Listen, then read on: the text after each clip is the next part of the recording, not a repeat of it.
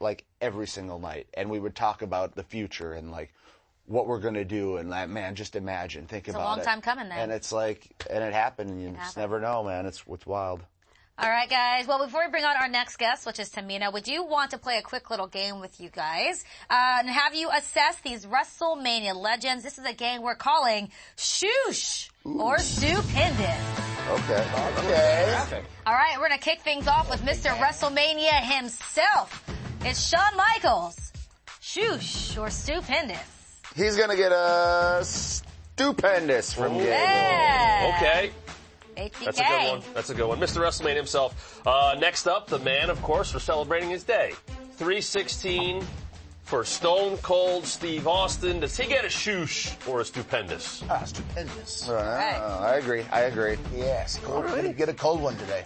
Well, this man has a lot in common with both of you. It's true. It's damn true. Kurt Angle, shoosh or stupendous? Let's give him shoosh. Whoa! That's an upset. Oh. But that's only because Kurt Angle defeated me in Chicago a few years ago. That's true. You never let things go. Performance-wise and athlete-wise, he's definitely a stupendous. Yeah. Fair enough. Uh-oh.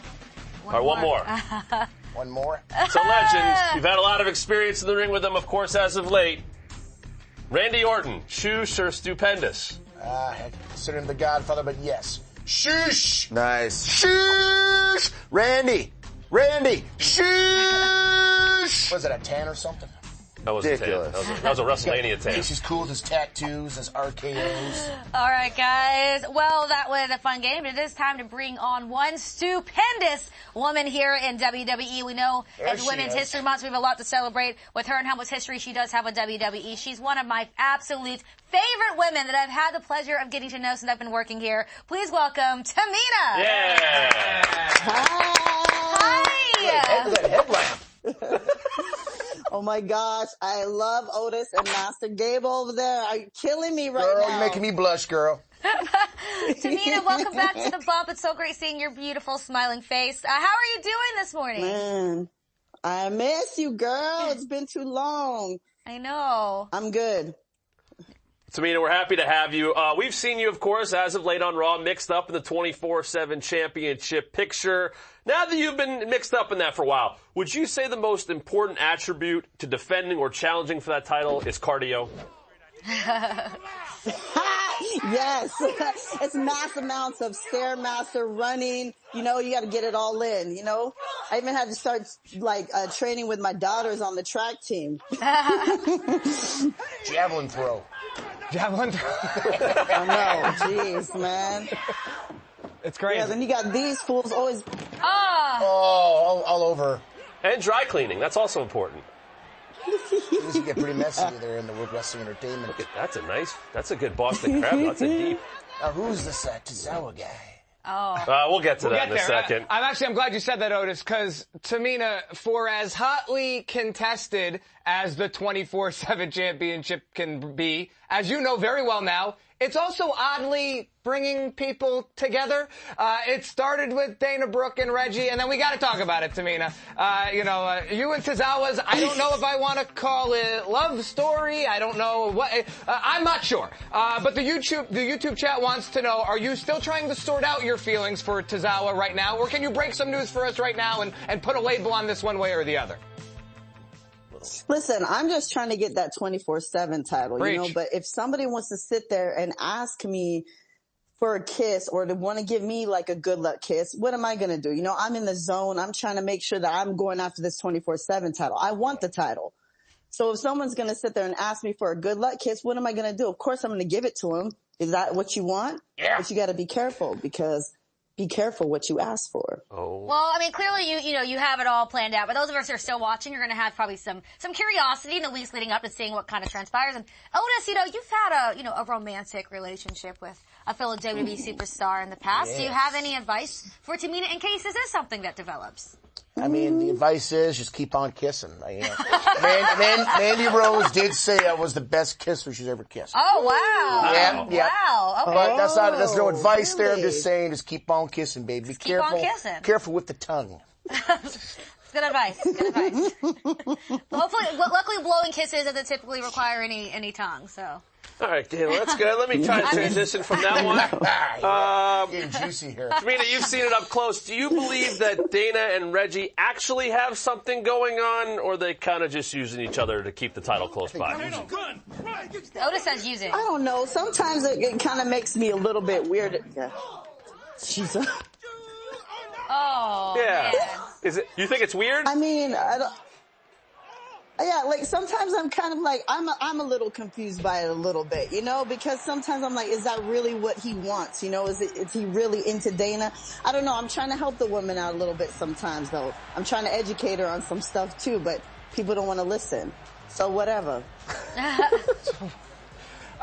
Tamina, you know, Reggie and Dana have created a lot of moments, and you and Tozawa have created several, but one in particular, though, comes to mind. It quickly became one of literally the most social moments of the year. I know you've already touched on this a bit, but can you kind of take us through, like Chad Gable, he scouts a lot. He does a lot of tape analysis. What was going through your mind in this exact moment in time when Tozawa literally fell in your arms? Please, the floor is yours.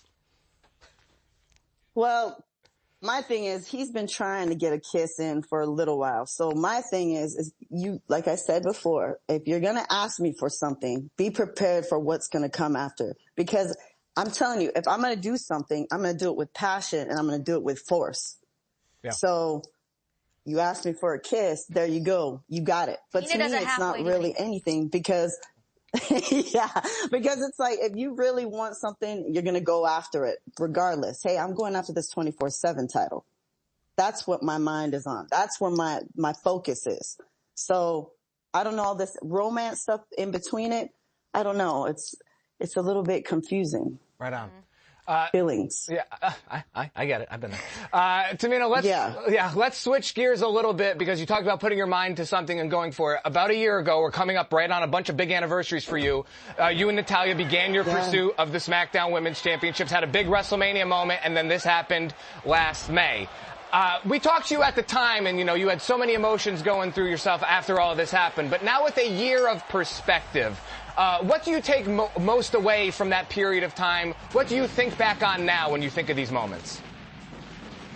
Oh, man. Well, that time with Natalya, who I absolutely love, you know, I mean, we bonded in a way that we have so much in common in this way, you know, growing up as generational wrestlers, you know, and seeing our families come up and then us being able to come and be a part of the industry and to actually make our own paths. And then when we were able to do that together, 2 nights of WrestleMania, that was something epic for us. You know, that's something I will never forget. That's something in my career, like, it just hits hard. Like, every time I start talking about it, you start to get the emotions and you start to get the goosebumps because as Master Gable and Otis know, you know, the dreams that you have, there's so much and the passion that you want to put behind your goals and the passion of being able to do what you love.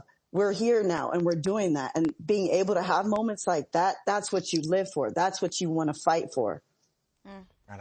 Goes a long way. Let's talk about this year's WrestleMania, Tamina. We have to ask, what's the feeling in the family right now?